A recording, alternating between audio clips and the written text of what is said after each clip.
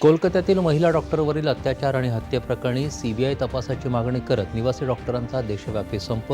आपत्कालीन सेवांवर परिणाम नाही.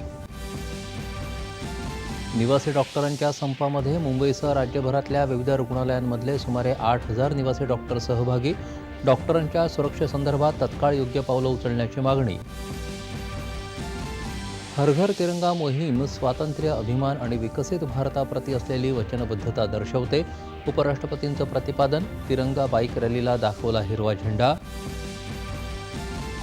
आपत्ती किंवा दुर्घटनांची दृश्य दाखवताना मूळ घटनेची तारीख आणि वेळेचा उल्लेख करण्याबाबतच्या मार्गदर्शक सूचना माहिती आणि प्रसारण मंत्रालयाकडून दूरचित्रवाणी वाहिन्यांना जारी.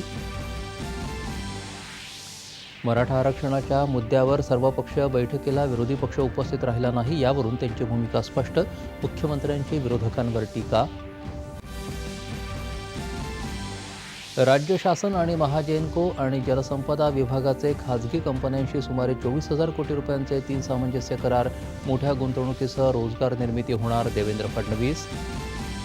आणि पॅरिस ऑलिम्पिकच्या अंतिम फेरीत अपात्र ठरल्याप्रकरणी कुस्तीपटू विनेश फोगट संदर्भात आंतरराष्ट्रीय क्रीडा लवाद आज निर्णय देणार.